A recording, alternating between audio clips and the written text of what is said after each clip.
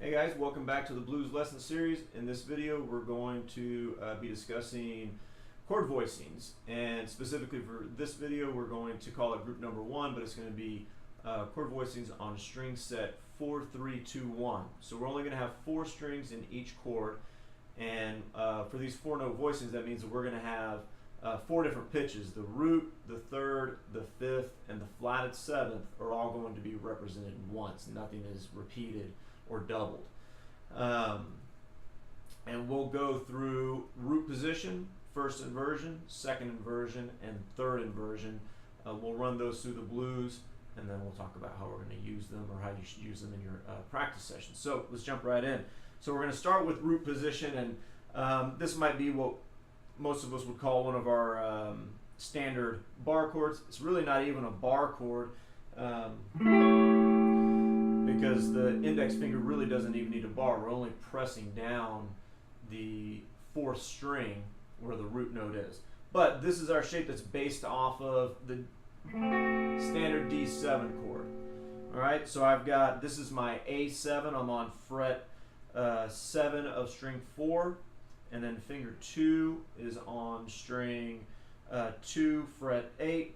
Finger 3 is on string 3, fret 9, and finger 4 is on string 1, fret 9. So just that standard D7 voicing. Of course, we're having to take care of the root here.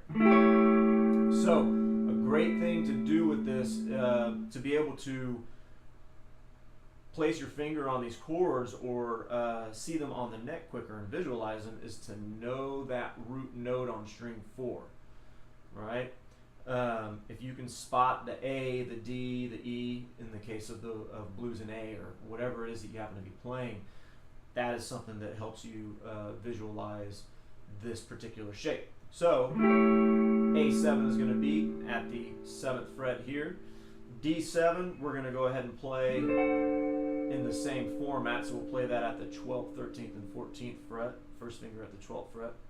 And then E7 is going to be at the 2nd fret. So we'll just run straight through the blues. We've got a bunch of chords to go through, so we're going to do this kind of quickly. But I think this is the best way to practice it, especially if you're not familiar with the chords. Just use the same shape and slide it around. It's not ideal for playing, but to learn the chord shape, it works really well. Here we go.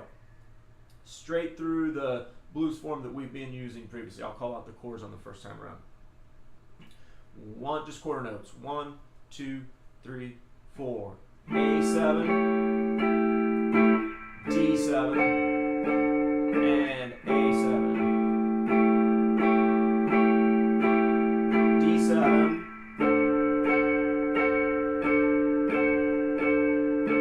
and A7. Down the 2nd fret for E7.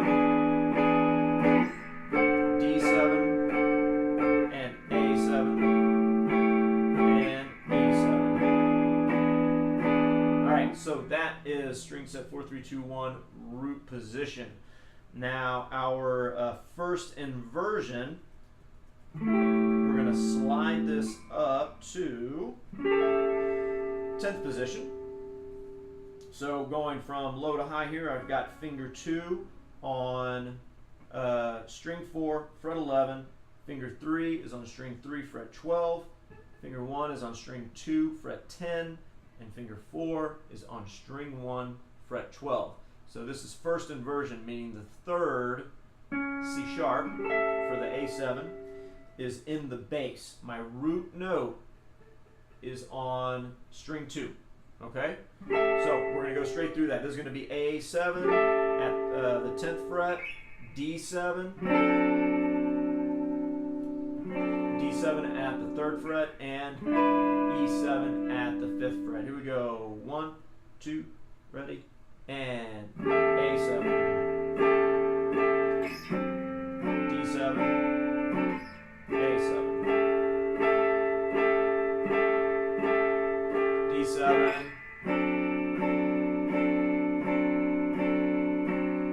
and back up to A7. E7 at the 5th fret, D7 at the 3rd, and A7.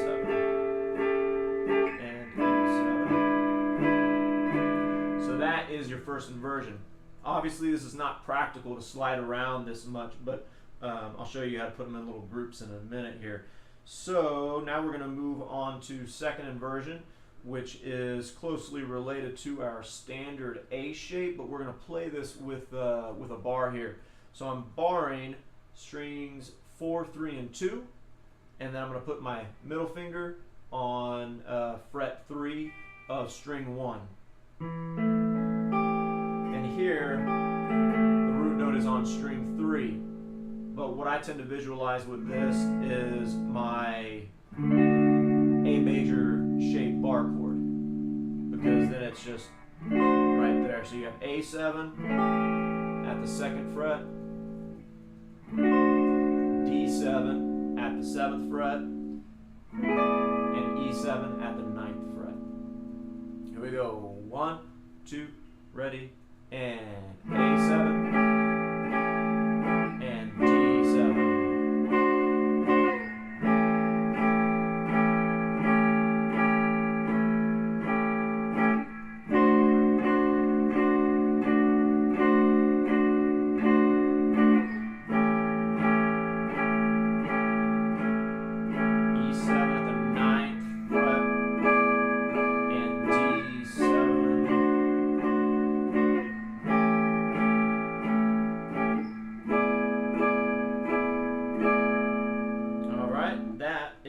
Second inversion, and then the last one is third inversion, which means that our flatted 7th is going to be the lowest note.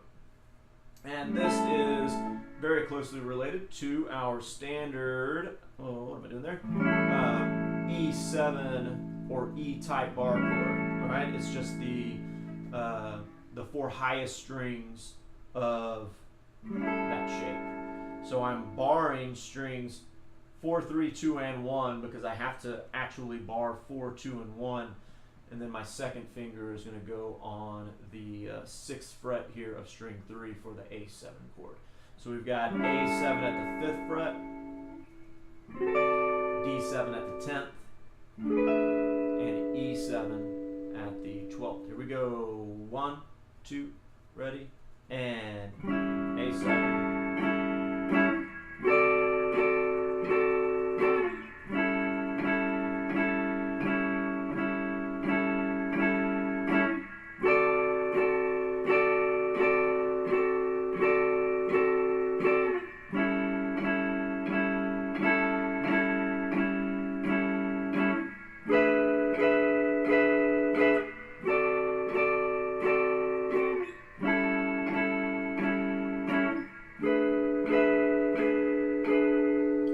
Good. So you may be familiar with some of those. Maybe some of those are new. Maybe they're all new.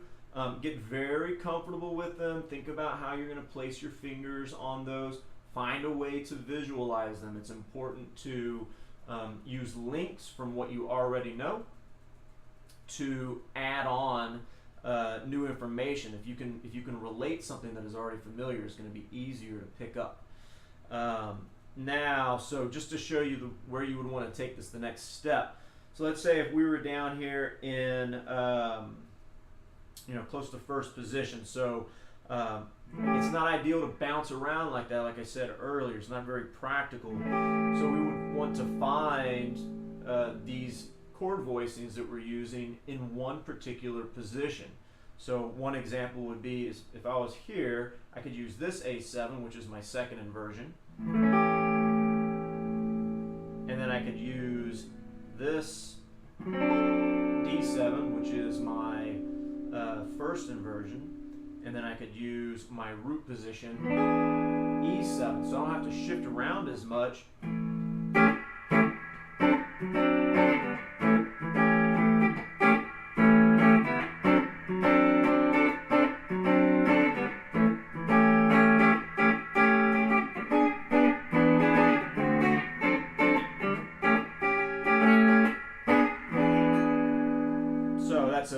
Obviously you're going to get a lot more utility out of that in terms of playing scenarios. So that would be the next step with it. And if you have questions about that or want suggestions on ways to practice it or visualize it, just send me some comments.